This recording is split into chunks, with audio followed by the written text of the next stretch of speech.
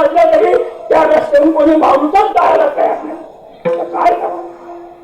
त्यांनी मग काय केलं, आपल्या मानव शस्त्र ठेवलं.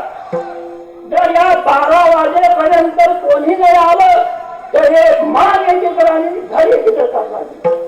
आणि भगवंताला काय आराधना केली. देवा 12 वाजत आल्या, संत महात्मे घरी येऊन बसलेले आहेत, ते उपाशी गेले, ते मला मोठं पापच लागेल.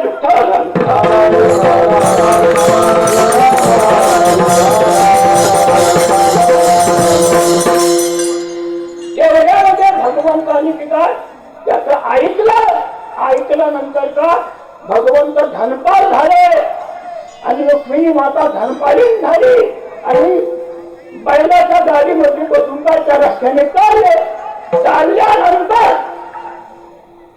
त्यांनी आपलं मानव शस्त्र खाली